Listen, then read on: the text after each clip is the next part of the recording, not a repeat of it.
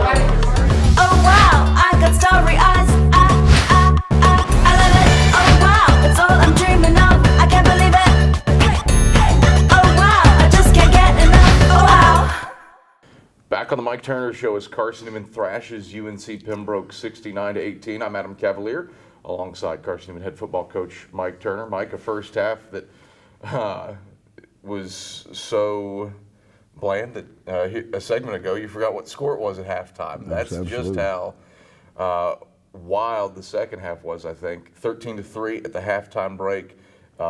Certainly the thing that sticks out was UNC Pembroke's opening drive, 18 plays, 71 yards. They convert on a couple of fourth downs on that drive. They get help from a pass interference call after what could have been 3 and out, but still only get 3 points. Just how crucial was it to hold them to a field goal on that possession? Well, I think it was very crucial. It was anytime you have the football and possess it for 10 minutes, you should come away with a touchdown. You should. And for our defense, they were struggling. It's execution. That's all it was execution. And they got it squared away, and they held them to a field goal, and then got their focus together. All right, and got their juice going like it needed to be, and then they played like they should have. Had the perfect response though to that. 5 carries, 58 yards for Antonio Wimbush, and then Marcus Williams punches it in the end zone from 4 yards out. Talked last week that you were crazy for only giving Antonio Wimbush 5 touches the entirety of the UVA-Wise game. Well, you got that for him alone on the first drive. Right. How crucial was it to go to your warhorse and get a response from your team in that regard? Well, it was, when they had possessed the ball for 10 minutes and got points, there's a point right there that there's the water goes one way or the other. All right, and you need to possess the football, and you need to be explosive and go score. I think our kids saw that. They did. They went up there. They got after them. There was nobody with a pull on me and what's going on. That never was happening. And the offense took it in and stuck it in. Boom, we get back. And I'll say it right now, a kid like Nate Kraft, mercy, to kick it that deep every time. I mean, he's I hope we iced him down good yesterday when it was over with. I'm sure we did. It's going to be hard for him to win Special Teams Player of the Week, I fear. Kyle Duggar over at LR returned a couple punts for touchdowns. But Devin Jones had Pembroke with one of the more productive kickoff return units in the country. Right. And 11 kickoffs? 10 were. Got to the point where Devin Jones is I'm just going to stand here at the goal line because the kick is flying through the end zone. I think the one he returned, he just did it just to see if he could. Yeah. I think that's the way and he got to the 25. He got to the 25, yes. So, but it was that series of the opening series and then that opening series on offense, that was critical to this football game. You think about what your running backs did. 12 different guys touched the ball. 77th time in school history that you have 2 players rush for 100 yards. Antonio Wimbush does it for the 14th time. But a guy, Troy Dendy, freshman, most yards by a freshman since Toot Johnson against Wingate last year. Dendy finishes a couple of yards shy of $150 for the day. What'd you see out of it? What are you seeing out of the guy from Lawrence, South Carolina that has led to the touches that he's getting? He is becoming the player we expect him to become. Gosh, we recruited Troy Dendy because he had explosion. Troy has really grown up as a young man and really grown up as a football player to overcome some little nicks here and there, those kind of things that maybe would have kept somebody not quite as mature or growing up and maybe would have held them back. But he knows, and I think all those running backs know, we talk about that first step and being a 100-yard dash, and I didn't see a running back yesterday take a step that didn't look like to me they were full speed. And I was very proud of all of them. Mr. Hogue gets in the end zone for the first time. E.J. Davis gets into the end zone for the first time. You got the usual suspects like Dimitri Salisbury, Sharon Jackson, who find the end zone. Let's focus on those freshmen. E.J. Davis, Mr. or Malcolm Hogue, depending on what you want to call him. How nice is it to see them? You talked about the explosion, but to see that pay off with a score. Well, yes, it does, and that's great reinforcement. That's great reinforcement for them. That's great reinforcement for other kids that are standing over there watching. When you come back and you watch video and you go, bam, there's the explosive part of it. And it's explosion not just out of a running back, it's out of offensive lineman, it's out of a quarterback, it's out of a wide receiver. Getting downfield and being unselfish and being a blocker, all of it plays in together. That's what makes this game so unique, that it's not a one-man game, it's an 11-man game. And it takes a true effort to be able to do that. In this world, in this time, in this day that we're in right now, that's not natural.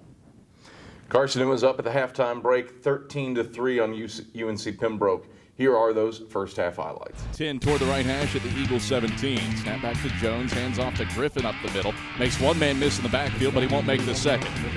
Stopped by Alonzo Houston for no gain as Griffin man front for the Eagles on 2nd and goal. Jones, option keeper, left side. He's knocked down in the backfield by Nick Owens. A loss of 3. Back to the 7. Owens play will be a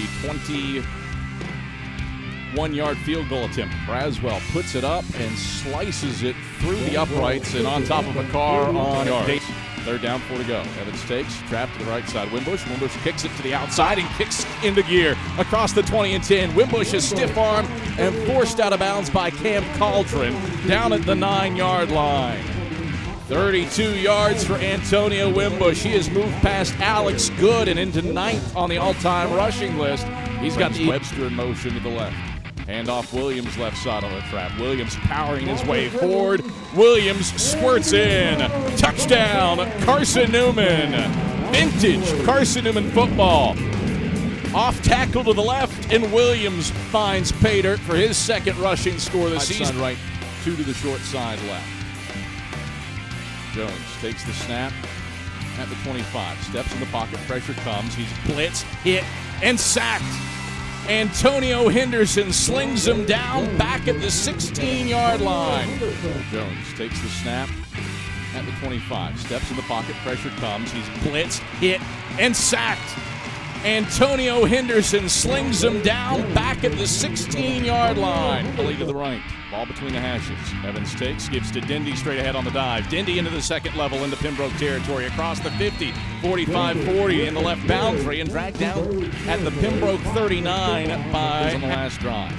Evans takes on 1st and 10, straight drop. Evans steps up in the pocket, deep ball over the middle of the field for Romaine Kelly. A sensational one-handed, left-handed catch at 30, and he takes it inside the 20, down to the 15, over the boundary right side. An unreal catch. The stick'em out of Romaine Kelly to tote it inside the 20, down to the 15. Splits the wide side right, McCare tight end left. Evans takes, gives to Dindy, the Red Sea parts, and Dindy takes it to the house. Touchdown, Carson-Newman. 12 yards to Troy Dindy for his 3rd career score, and the Eagles are up 12-3 with 9:21 to play in the second quarter. Well, here's one thing that is interesting about what you... Those are the first half highlights. Eagles were up 13-3 at the halftime break. Mike, I always ask you what your message was in the halftime locker room. Clearly this one worked with 56 second half points. What did you tell the team at halftime? Well, we just wanted to reinforce what we were doing. We had put ourselves in that position as we got in through the first half that we were getting done what we wanted to get done. And, there's a point there where you're doing what you want to, you're trying to get done, and you don't want kids to play frustrated. You can't play frustrated. You can't play with anxiety. All those things come from the wrong side. And we wanted to make sure we reassured them what we're doing. We told them what the plan was. We're going to go out and get the second half kickoff. We're going to go make something happen, and then we're going to go get after them on the. And they did that, and they responded great. And those kids know that. We just wanted to make sure we went out and attacked it with emotion and with some passion, and they did that. And like I said last week, we're better organized at halftime, and people are keeping me on the clock, and that's a good thing, and keeping me accountable, and that's better for the kids and all the other coaches. I'd say so. When you're dropping 56 after the. Right. Typically, your teams have been first half teams. Not to say that they've been awash in the second half, but past 2 weeks you have been absolutely otherworldly dominant after halftime, especially defensively. Right. Is that owed to the changes you've made in your halftime? I guess we'll call it preparation. I think it's like I said. I think it's more of a reinforcement. It's an affirmation. It's hey, settle down, do what you're supposed to do. Jones out of the gun, trust. takes the snap at the waist, steps up, Trust. throws left sideline. That's Trust what picked you're off doing. by Trust the Arterbridge. guy beside Arterbridge across and the just go 30 and play 25. football. Have a Spins good free of time. a tackle inside the 20 and gets brought down to the 19 over the numbers right We side. did go play football, and the other part of that goes with it is have a good time. And they played football and had a good time. Defensively, you hold a second consecutive opponent under 200 yards of total offense. Hold an opponent under 50 yards rushing for the first time since, UNC Pembroke, the finale here in 2017. They only had 28 yards that day. You hold them to 48 on Saturday. Why was your defense so overwhelmingly dominant? Forget the turnovers. Right. It's hard to hold a team to under 200 yards of total offense in this day and age. No question, and I think it goes back to what we talked about earlier in the week. They were being very productive in the run game. They were being very productive throwing the football. That quarterback's much improved. He's got some receivers that can go get the ball and make plays, and you got to take one away. And the first thing you better do is stop the run, because that establishes the line of scrimmage. And if you establish the line of scrimmage, you're also establishing for the passing game. So I think that was critical. Carson-Newman gets the job done over UNC Pembroke 69-18. We take a look at the second half when we get back after these messages. This is the Mike Turner Show.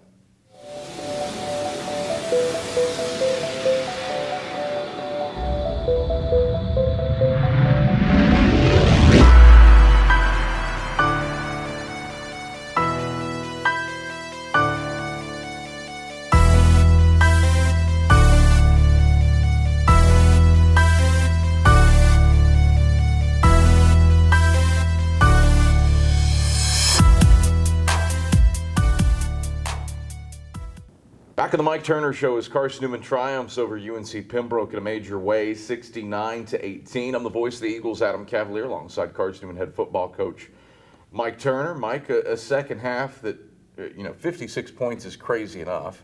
35 points in a quarter is crazy enough. That ties the school record for the fourth quarter. I think the craziest thing about that second half, you only ran 29 plays. Wow. What's that say about the football game that you got into? Well, it talks about field position. Football is still a game about field position. It's about blocking and tackling, and it's about field position. That's why you have special teams, and we talk to them about, hey, offense takes care of the ball, defense turns it over, and special teams gives you field position. That's the game of football, no matter what else you do. And that's the defense. We kept getting the ball in great field position. It doesn't take you that long if you're ripping it and getting after it to be able to put it in the end zone. And our kids are capable from across the board, are capable of making big plays and making explosive plays. So very, very proud of how they played together, how all those parts came together. We denied them a big return in the kicking game, which was critical. There's field position again, so very, very proud of them. Your average starting field position in the second half was the Pembroke 46. That's winning field position. That's winning field position. You mentioned earlier Nate Kraft. Right. 11 kickoffs, 10 touchbacks, 9 for 9 on extra points. Just too shy of a school record there. What sticks out to you about the job he's done as a freshman kicker at this point in the year? Well, he's made me happy since he's been here, all right? He's a young man that's changed our kicking game, there's no question. Gosh, when you got a guy that's kicking off, when you got a guy that's punting, like he's doing, and he is a game changer. He's still a freshman. He's still got some growing up to do. He's going to get better. So we're very proud of him, but we're proud of how those kids around him are excited. And those kids respond to him. It's not, oh, okay, he kicked it in the end zone. No, they get fired up about it. Not only is he kicking it in the end zone, he's kicking it past the end zone, yes, and in some instances onto Davis Street. You play a lot of people in that second half. Is there somebody whose performance sticks out to you? Well, as it should be. We played a lot of people, as it should be. And I'll just, those kids, we played 2 quarterbacks. We got Tyler Thackerson in there, got him some quality reps, and we got him out. And I looked at him, I go, hey, you're done, because there's going to be bigger and better ones coming. And to play Micah Young and get Micah in there, what Micah's meant to us on offense, moving him back from receiver to quarterback, the role he plays on special teams. That kid's up there, he's a team guy. And to let him play 3 or 4 series, I think is what he got on offense to perform and take the team down the field and put them in the end zone. And then there's some kids on defense, and he's not a backup, but that kid that's a freshman playing defensive end for us, hey, he's playing like a veteran, and I'm very, very proud of him. Yeah, Nick Owens has a high motor, a couple tackles for loss on Saturday. You don't have a ton of freshmen that are starting, but the ones that are have been majorly impactful. What's that say about your recruiting? Well, we've felt like in the last 2 years to 3 years that we've recruited some kids that can make a difference for us here, that can get you to where you're competitive and that you're one of the best in the league and that you can play with anybody. And I think our coaching staff has done that. But I really like to see those freshmen in there that when they make a play, they still got the Friday night lights in them. You know what I mean? They Sure. jump up high and they do a 180 turn. They're fired up about it. Defensively in the second half, we can't go without touching on the turnovers. Your secondary, you mentioned, was the benefit of a good pass rush, but a senior late in secondary. Absolutely. How nice is it to see them get some rewards? Well, it's like you get a sniff. All right, and once you get that sniff, then you want more of it. Okay. Aided by a trio you want them to be brave ball picks. hawking Smith kids. back You to want them pass, steps up, throws understand over the middle of the right field at the high, line. and that's You gotta intercepted. break the pass up, you gotta Jaquan go Smith for it. has it in his paws. And He's at the 30. Stop you and never start, want a kid and gets to be to the afraid 30 of over the left sideline. interception. Fourth pick of the half for Pembroke. They had 2 turnovers. That was easy, but to be able to break on a football, whether you got to knock it down or whether you got to go make that interception, I hope that frees us up even more to go after the football. Desmond Farrell, 14th career pick. He moves into a tie for 5th on the all-time list with John Simmons. However, for a guy who has been so close throughout his career for a defensive touchdown, finally gets in the end zone.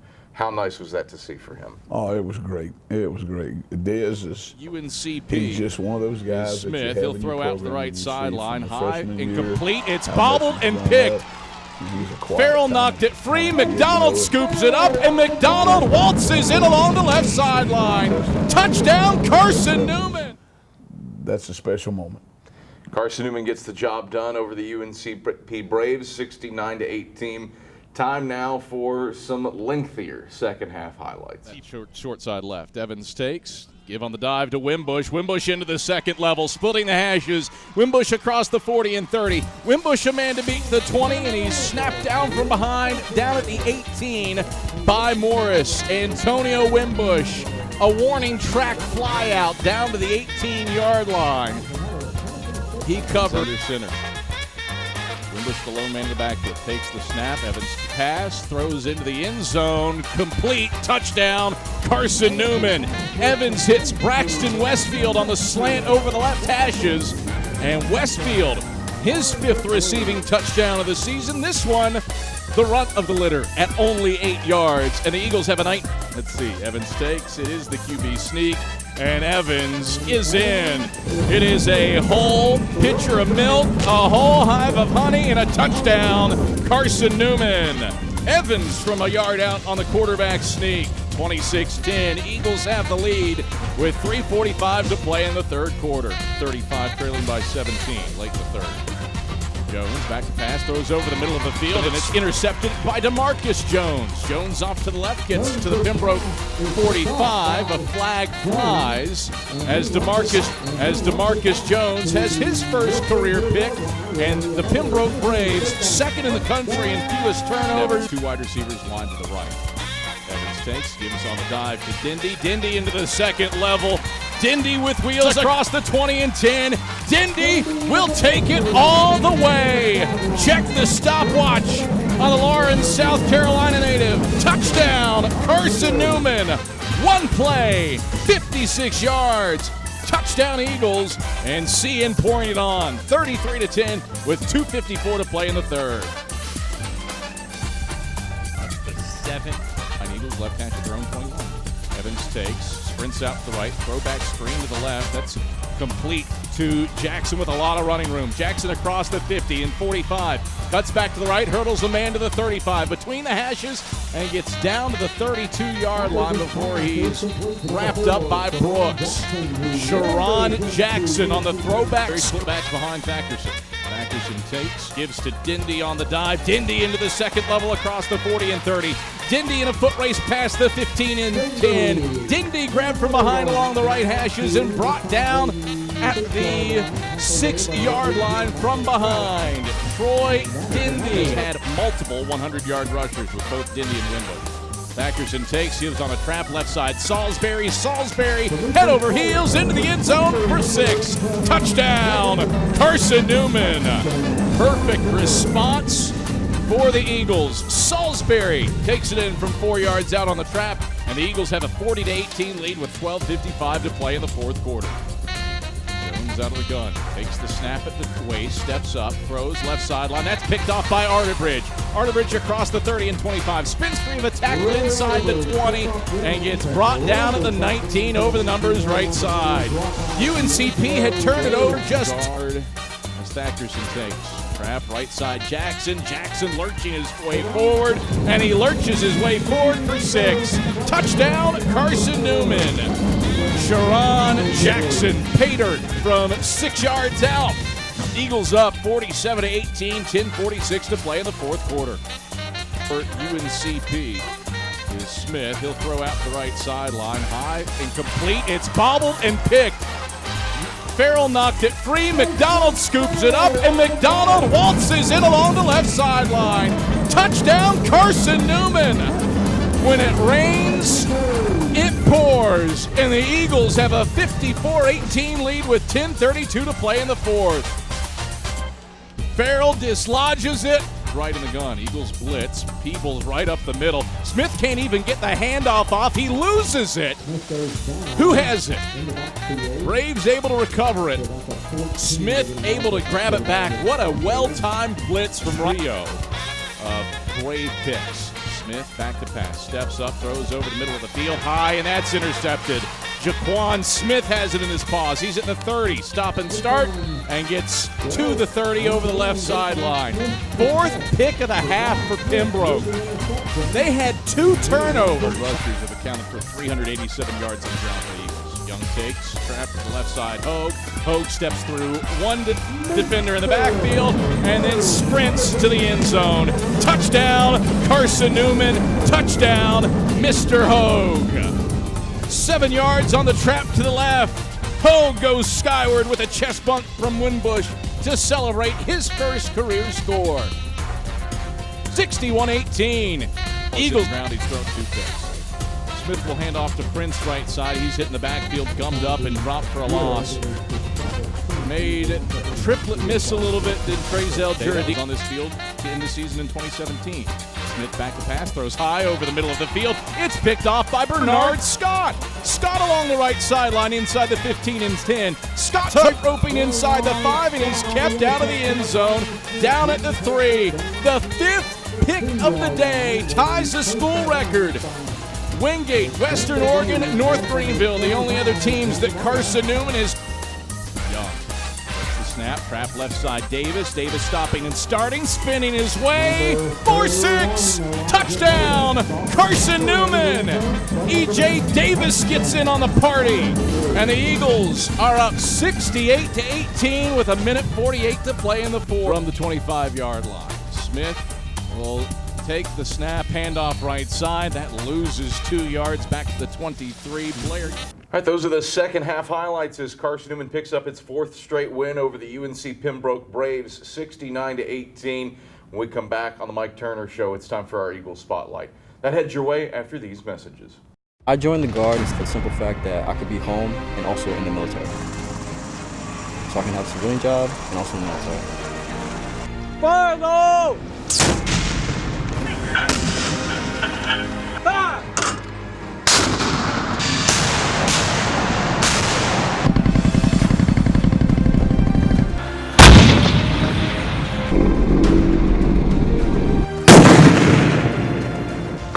I would tell somebody who's trying to join the Guard, thinking about it, that it's a great opportunities for school, training, discipline, leadership. There's a lot of opportunities. It broadens your spectrum of life. All right, back on the Mike Turner Show as Carson-Newman triumphs in Week 5 over UNCP 69-18. It's time for our Eagle Spotlight, and this week, Michael Watrang puts it on Braxton Westfield. One glance at Braxton Westfield and you see a prototypical wide receiver. 6'4", 205 pounds. He was an elite pass catcher coming out of high school in South Carolina and began his collegiate career at FCS Power, James Madison.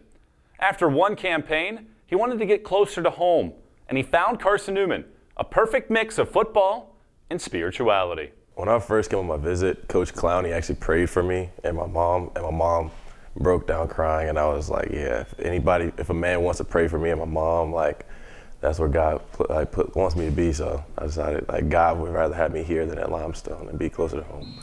The sophomore sat out the 2018 season. While it was a challenge to not be on the field, his electric personality never wavered. Growing up in a church, his mother provided a perspective to grow every day. It was real tough. I mean, I love the game, and then when it was taken away from me, kind of had to really sit back and, like, just pray and ask God for better times and now here I am this year.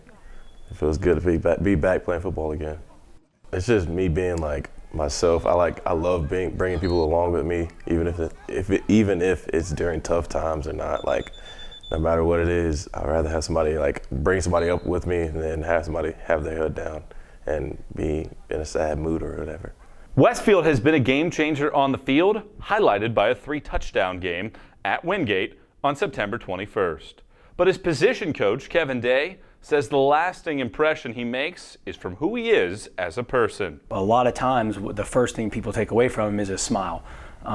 He has a very magnetic personality. You can't help but want to be around him. People enjoy being around him. We say we want to be great at football. We say we want to we always want to win. We want to do great things on the football field, but we also want to be great off the field. And all the things that actually matter in the grander scheme of life. And I think in a funny kind of way, Braxton kind of embodies that with the fact that he is such a magnetic personality, and he when he smiles, everybody smiles. You know, when he is an encourager and he's out there giving guys high fives and he's or getting after some guys every once in a while. You know, guys respond to that. People respond to it. And so, you know, I think it says an awful lot about him. I think it says an awful lot about his family, the way he was raised. But, you know, it is interesting how when you meet him, one of the first things everybody takes away from him is, man, you know, I enjoyed being around that guy. On the field, Westfield has played in just 4 contests. He embraces the learning curve he still has in the CN offense, but he hopes to model his career after one of the NFL's best. My favorite receiver is DeAndre Hopkins because he went to Clemson. I'm a huge Clemson fan, so I mean, I kind of modeled him playing after him. So he's very dynamic, and last year he was perfect, and he didn't have any drop passes. So that's what I'm trying to model my game after, trying to be as perfect as I can on the field and do what I have to do to help our team get wins. The sophomore wideout should put a dent in the CN record books when all is said and done. However, his biggest impact over the next 3 seasons might be his leadership and the standard he sets as a person.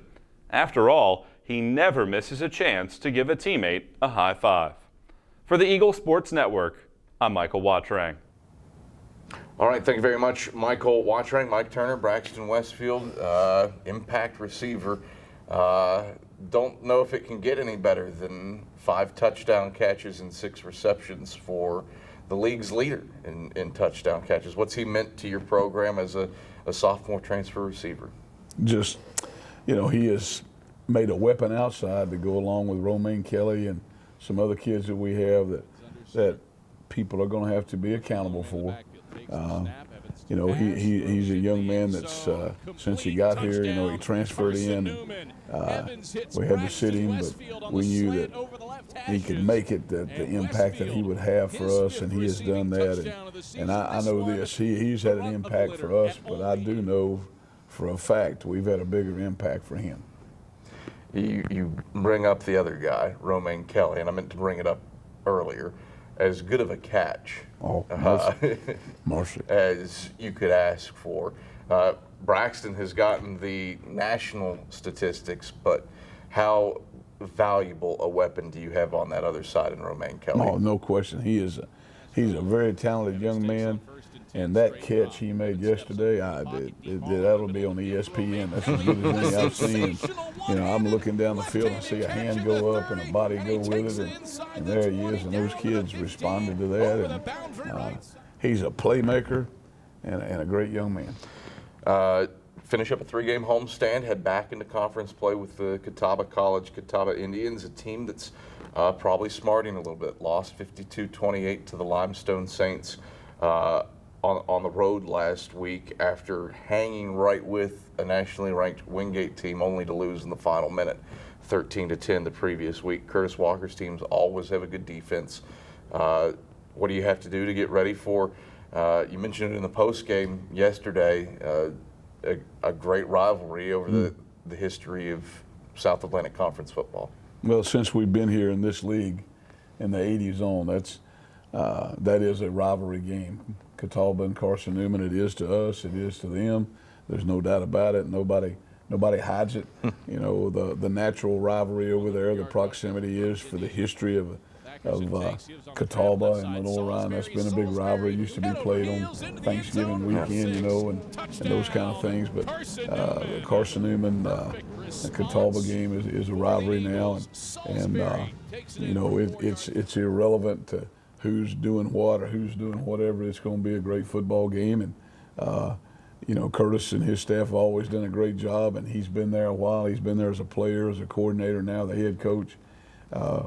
So we better get ready to go play and get ready to go play a team that's going to be highly motivated. Mike Turner, pleasure as always. Thanks for stopping by. We'll talk to you next week. Hey, Adam, thank you. Appreciate your help, buddy. That's Carson-Newman head football coach Mike Turner. I'm the voice of the Eagles, Adam Cavalier. This has been the Mike Turner Show. Thanks for watching.